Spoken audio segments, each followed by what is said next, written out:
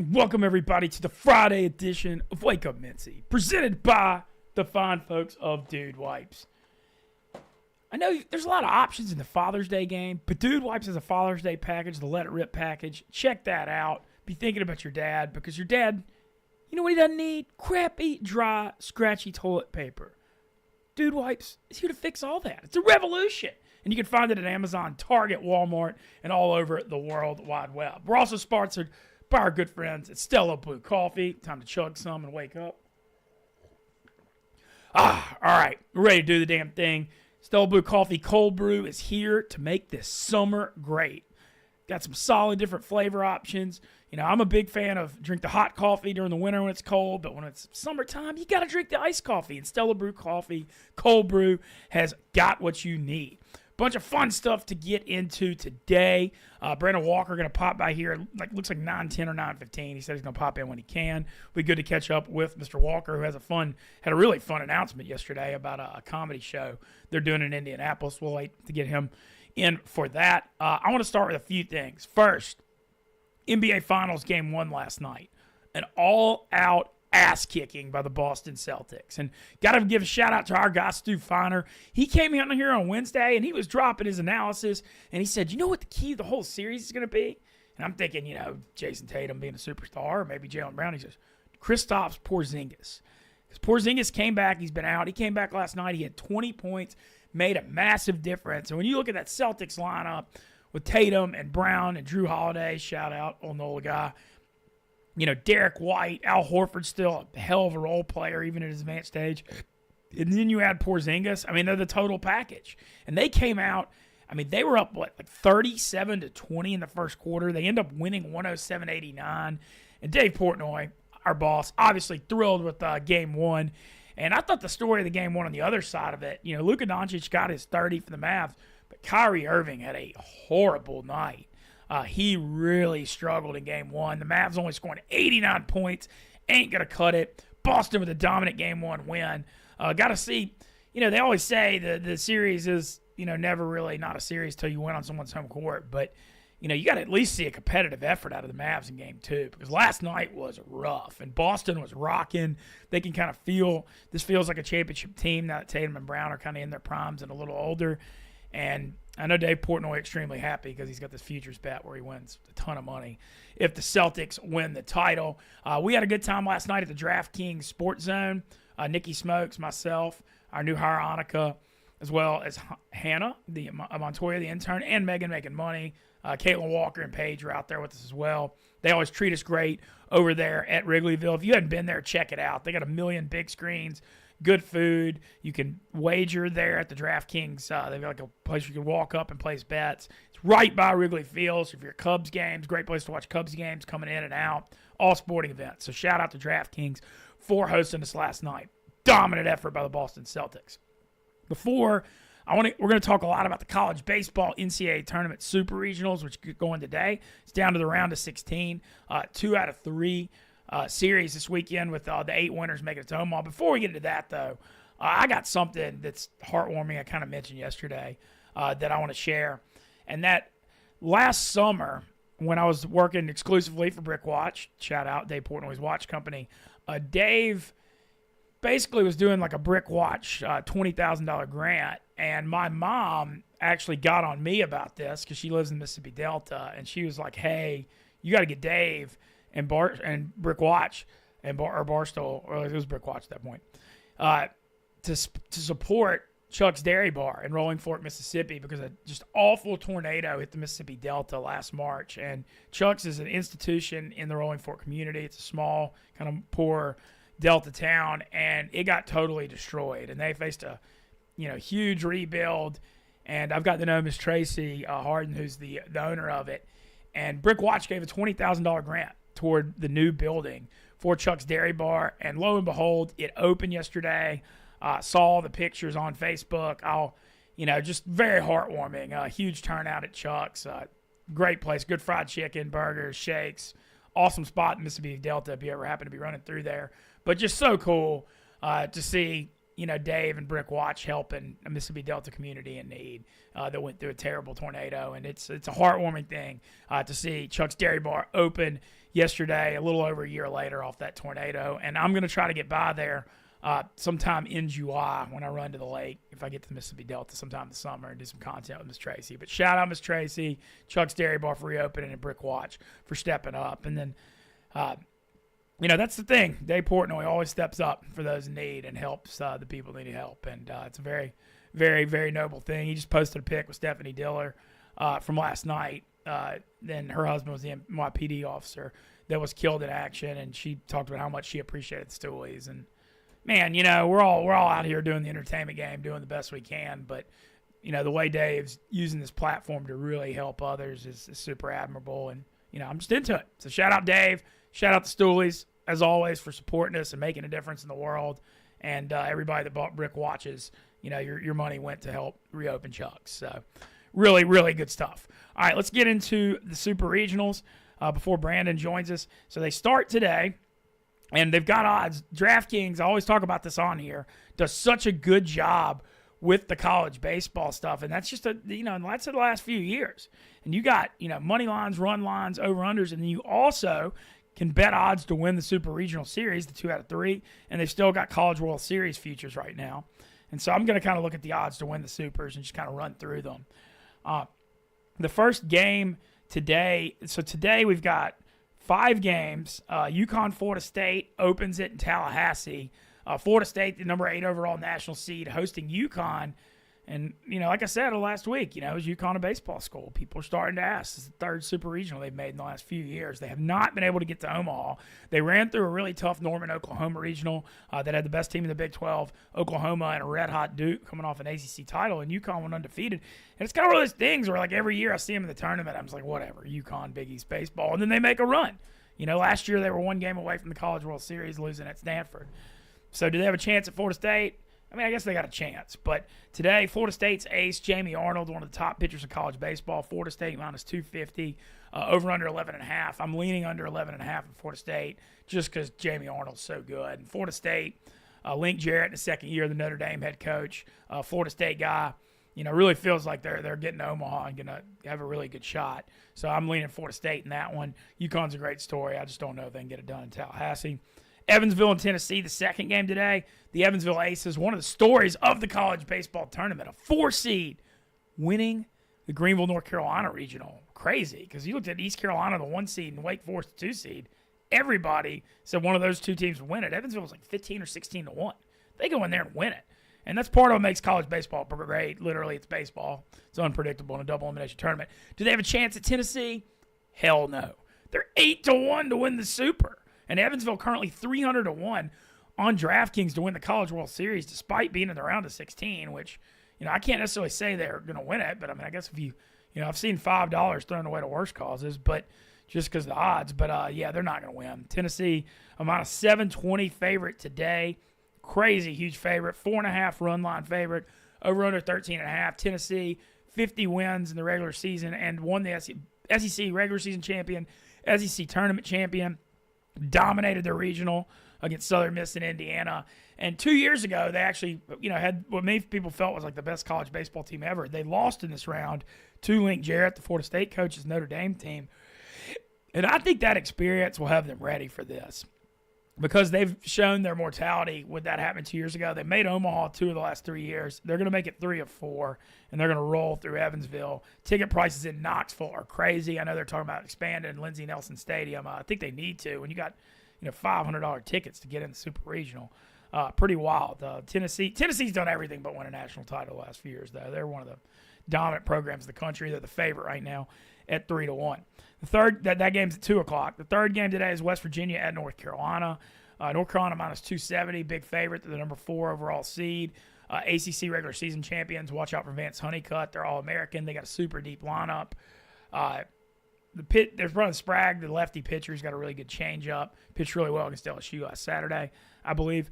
West Virginia, fun story. Their coach retiring. They sing Country Roads down the third baseline every time they win games. J.J. Weatherholt going to be a first-round pick.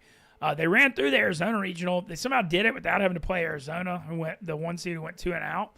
But they, you got to give them credit for winning. They beat, they took care of Dallas Baptist, beat Grand Canyon a couple times, and ran right through it. And, it kind of feels like they're playing for something a little bigger than themselves with the coach leaving. Can they get to Omaha? We'll see. They were 19-11 in a really good Big 12 conference. And it's kind of one of those things where, you think West Virginia, not a baseball power, but I feel like they've got a little bit of a shot here. North Carolina's made it to Omaha a good bit.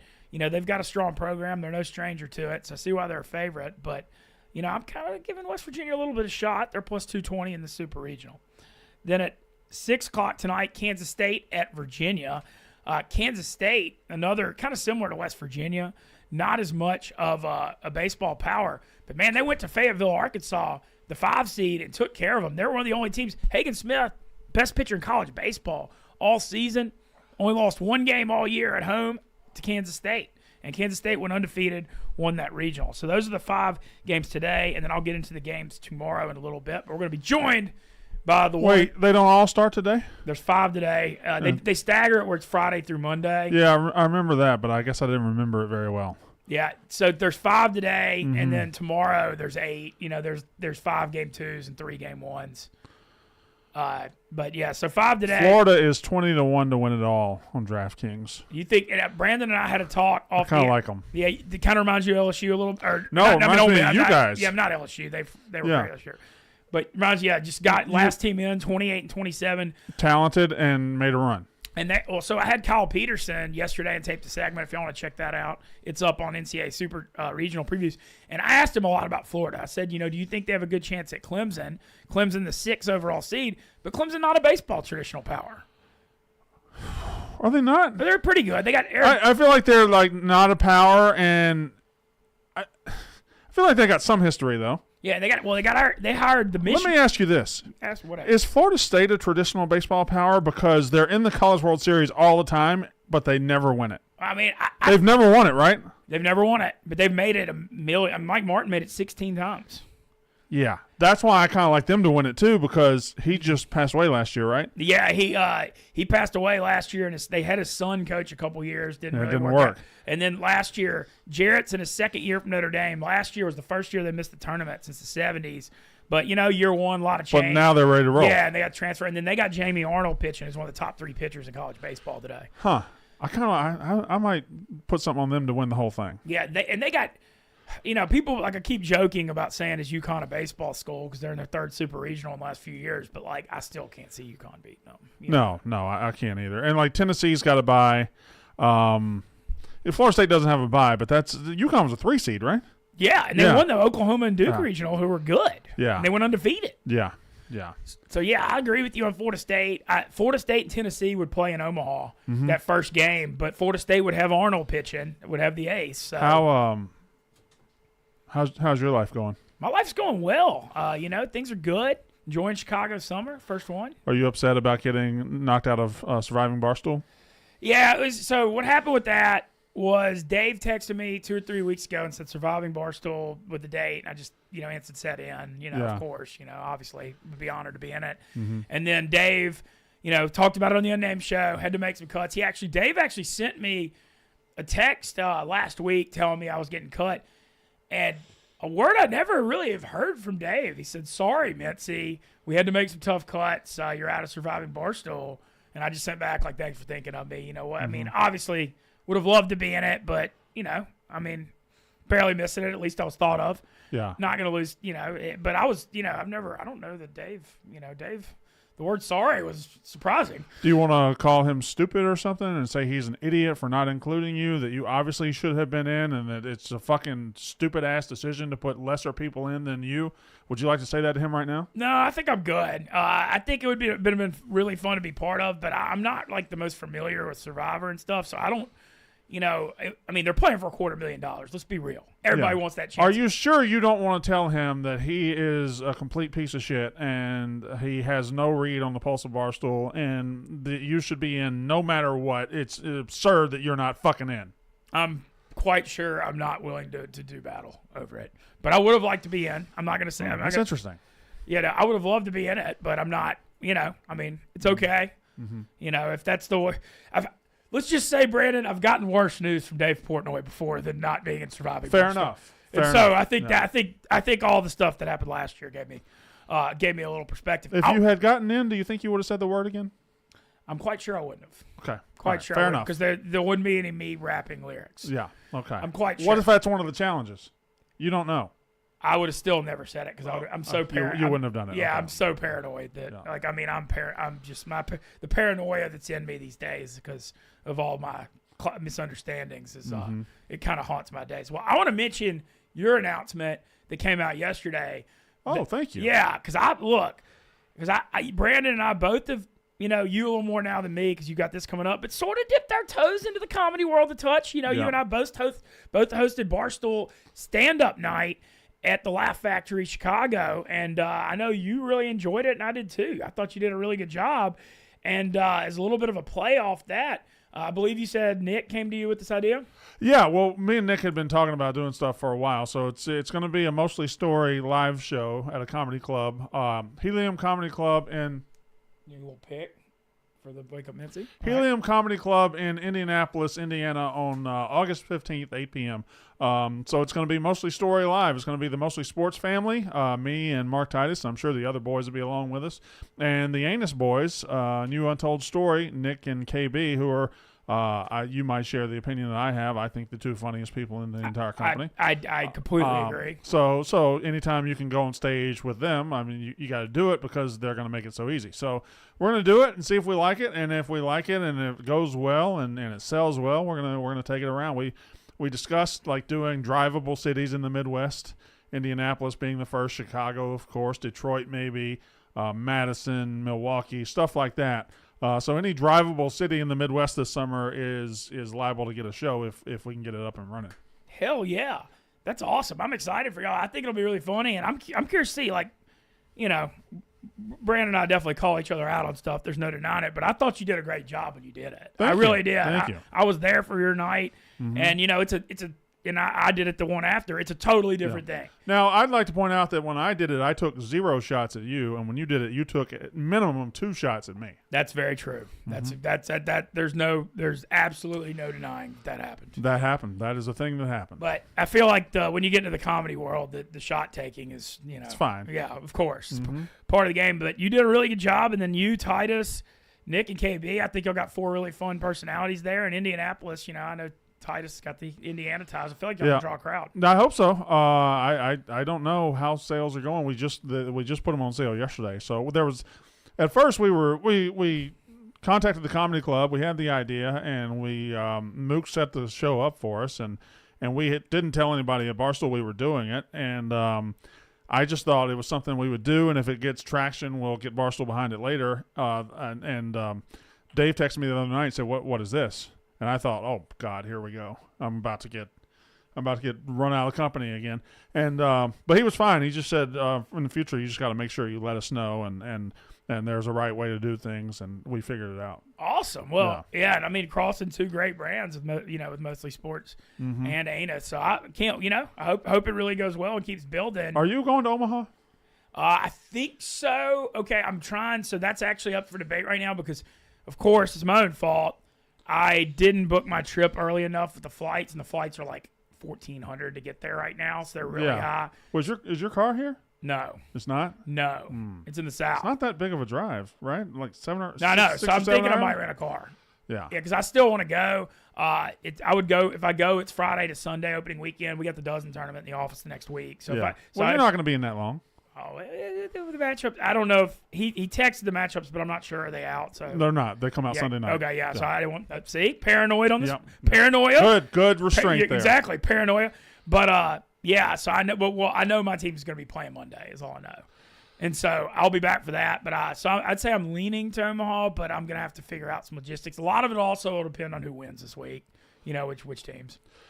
Yeah, I'm trying to think. The SEC should have minimum 2. Tennessee and A&M are both locked. Like Oregon's got to come down to play in 1 p.m. Texas, 95-degree heat, and A&M's got 4 first-round picks in their lineup, and Oregon's pitching. So Georgia's got NC State, and and NC State's my big one. I gave out NC State 35-1 a few weeks ago, and I got some serious cheese on it. I think, and then the line on that Super Georgia's like minus $1.40, $1.50 to win it. I mean, that's a coin flip Super. Kentucky's hosting Oregon State. That's another one. Kentucky's the 2. Oregon State's it's like Kentucky's minus 130. I like Oregon State a little bit now. Yeah, Oregon State is a team that has a history of getting to this round and getting to Omaha and winning it when they get there. Kentucky's never been. Kentucky's never been. And that coach is just waiting for our job to open up. Oh, really? Oh, wow.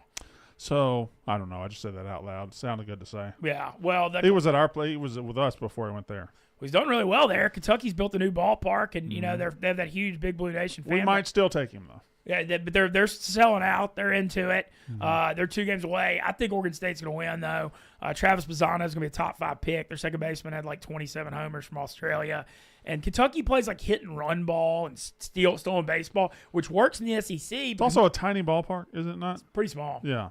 But Kentucky plays that weird style, but that's what Pac-12 California baseball is. You know, that's like fundamentals. And so I think Oregon State may get them.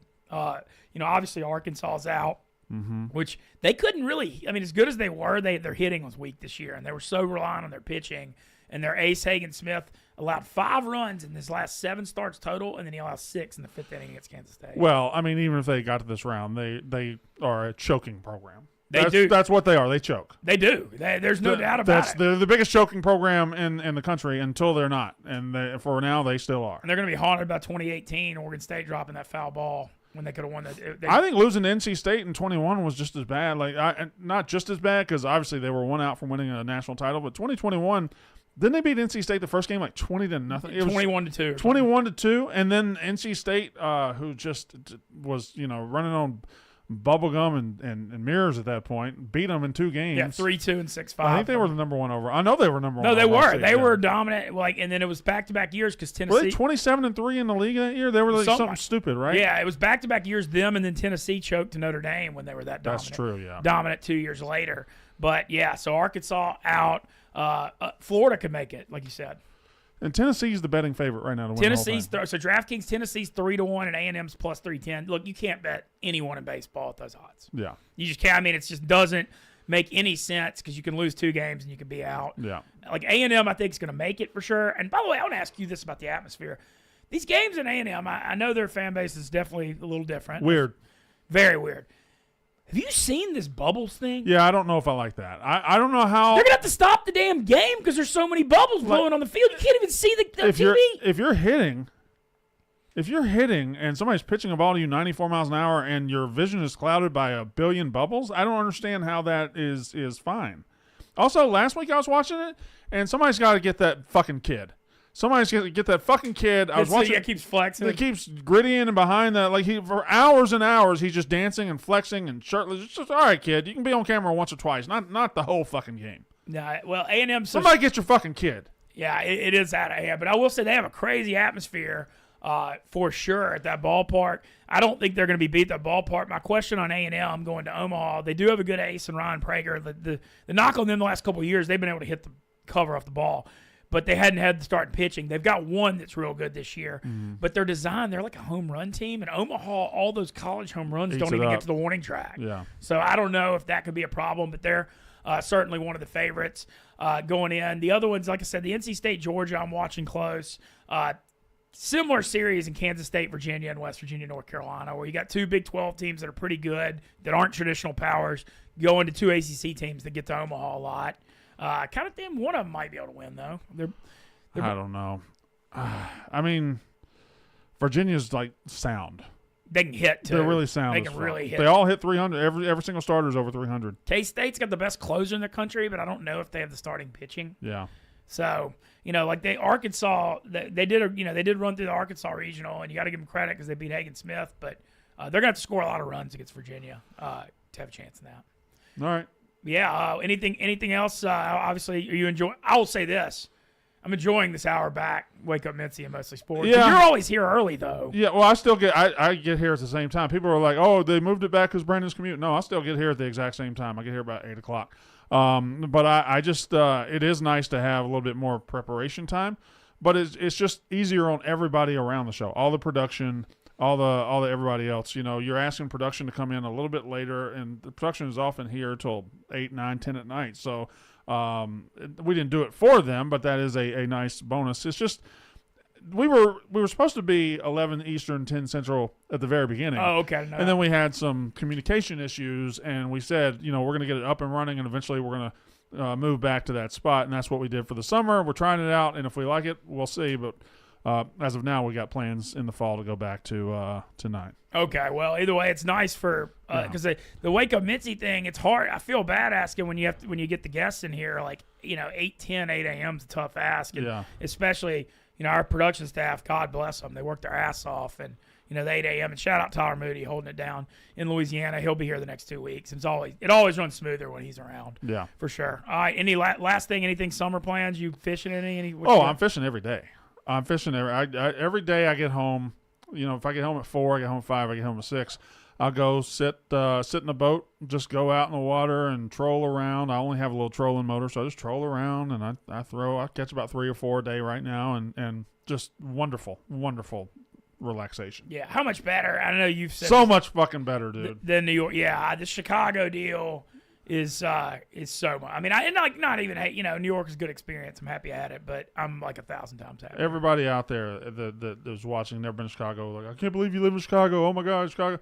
Chicago's probably the best city in the country. I like it. It's just an amazing fucking place. The summer thing, and then also the cost of I mean, obviously it's expensive to live in any big city, but this is nothing compared to New York. Nothing. And anyway, well, I'll let you go. I know you go to Mostly Sports, 10 o'clock. Thanks for Brandon Walker for stopping by, and get tickets for the Mostly Story. Mostly Story. Yeah. Get tickets for Mostly Story in mid-August in Indianapolis. And I'm going to get back to finishing off the Super Regional talk here, as always, on DraftKings Sportsbook. Always fun to catch up. Look at me and Brandon Walker having like a civil morning conversation. Even though he's right, I did take a bunch of shots at him at the comedy show. And I looked at, there's some potential for some more stand-up. I've had some stuff kind of come across my desk.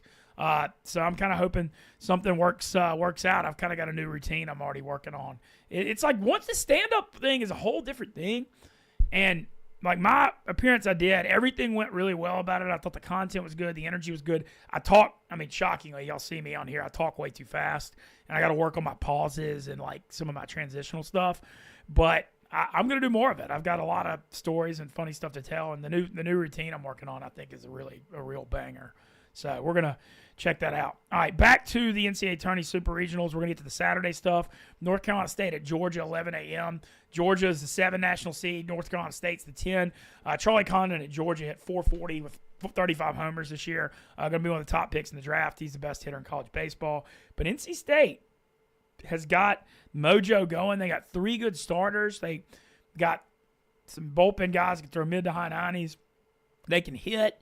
They won 6 top 10 series this year. They're coming out of a tough ACC, and we all know how bad they got screwed in 2021 when COVID knocked them out of the Final Four in the College World Series when they were undefeated until they had to play with like walk-ons out there against Vandy one day and then forfeit. And they're still the same coach. They're looking for revenge, even though it's obviously a lot of different players. So I'm buying into the NC State theory. They're plus 120 in that Super. I'm going to be riding them this weekend in Athens, Georgia. Saturday, 1 p.m., I mentioned Texas A&M hosting Oregon. A&M, the number 3 national seed. Some names to keep your eye on. Braden Montgomery for A&M is going to be a first-round pick. He's actually from Jackson, Mississippi. Transfer from Stanford. Dude can just absolutely rake. I actually heard A&M outbid Ole Miss Mississippi State for his services this year. It's been worth it. He's hitting like 330 with 26 bombs. And he can pitch a little bit, too, if you need him to. But A&M, Lavalette, and they got a freshman that's got a weird name that starts with a K. All going to be first-round picks. I think they got too much hitting for Oregon. Oregon won the Cal Santa Barbara Regional. They almost made the College World Series last year. Them and Oregon State are the 2 Pac-12 teams that are left. But I just think if you're going to have a chance in that ballpark with that atmosphere at Bluebell, you got to have some super, super elite pitching to have a chance, and I just don't think Oregon has it. So I like Texas A&M, even though they're a massive favorite. Final 2, Brandon mentioned he liked Florida. They're plus 135 tomorrow at Clemson. What's interesting about Florida, Jack Caglione, the Shohei Ohtani of college baseball, elite pitcher, an elite hitter. He'll start one of the games, but then Florida's got 2 freshmen. They had to start a lot of freshmen all season, and that was kind of part of the problem why they just snuck in the tournament. But those guys are kind of sophomores now. You're at the end of the year, and they pitched extremely well in the Stillwater, Oklahoma regional, and with Florida coming out of that losers bracket. So I kind of think Florida may beat Clemson this weekend. I'm kind of in agreement with Brandon. And then finally, the last game Saturday at 5 p.m., there's 8 games tomorrow. Oregon State at Kentucky. Oregon State, as I mentioned, sometimes you can read these lines and you can figure out what's really going on by the lines. And Kentucky's the number 2 national seed, and they're only a $1.30 favorite in the game tomorrow and in this series. Oregon State coming back in even money. That kind of tells me all I need to know, that the odds makers think Oregon State's going to go in there and do it. And what a story it would be. Last year the Pac-12 and Oregon State not being a part of the Big Ten move. It would be such a great story if they were to make a huge Omaha run here on their way out of the Pac-12. And, they're going to be an independent and still be able to play a really good schedule. But, they got them and Washington State got a real raw deal in this whole Pac-12 thing. And so I kind of would love to see the Beavers making a run. But other stuff going to be, I'm going to relax up here this weekend, watch a bunch of college baseball, maybe go to the Chicago Blues Fest. I've been kind of getting some texts about that. But Brandon's right. The Chicago summer theme's the damnedest thing. It's just so beautiful every day, and I'm used to the Deep South with tons of heat. Couple of other plans for the summer. World Series. I hadn't gotten into the World Series of Poker stuff much yet this week, but we'll touch on that more next week. It started. It's going on. They're getting big numbers out in Vegas at the Horseshoe. I will be going, but what I'm doing this year is I'm going to head out there on Saturday, June 29th, and stay the whole week. The office is closed 4th of July, so it works out perfect for me to go out there and play poker during the WSOP. Might be hitting the Dead and Company Sphere on July 4th, because what sounds more American than that, on the 4th of July. And then I'm looking to play. I've got a couple of events lined up. I'm going to play the Moneymaker Tour, 1,701 mil guaranteed at the MGM on Tuesday, July 2nd. And I'm going to play a couple others, but probably not try to super overdo it. And then the main event, I'm looking to play Saturday, July 6th, the last day one. And just excited. It's going to be my 9th World Series main event. 2 really big cashes. I'm still a $50K winner in my lifetime. But looking to play the main event on Saturday, July 6th. And then, I am what I am. All year I kept saying probably going to sit out the Widespread Panic Red Rocks this year. I just did Memphis. I think I'm doing Asheville late July. But a couple days ago, I was like, might as well check these flights just in case there's some kind of crazy deal. And I checked the flight, and lo and behold, there's a $118 round-trip flight. And I've got a buddy I could stay with. So long story short, I'm doing the Red Rocks Panic in a couple weeks. I'm just going to do Saturday and Sunday and skip Friday. So that's worked out. So going to be a great summer. And then my old man's coming up here for his 75th birthday for the Rolling Stones. And my sister and brother-in-law, that's coming too. So, what a time to be alive. Very grateful. And then I just want to thank Tyler Moody, as always. He's going to be in here. He'll be in the office the next 2 weeks, which will be great to have him for Wake Up Mintzy running a little smoother.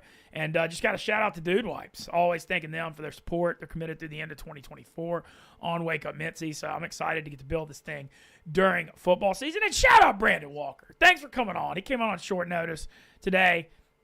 Got to give him, very nice of him to do that. Buy their tickets, the Mostly Story tickets for Indianapolis. And, ready to watch some college baseball this weekend, 11 a.m., UConn, Florida State starting. Let's have a hell of a weekend, boys. What a time to be alive. We'll be back next week on Tuesday on Wake Up Mintzy, presented by Dude Wipes. Let's have a weekend.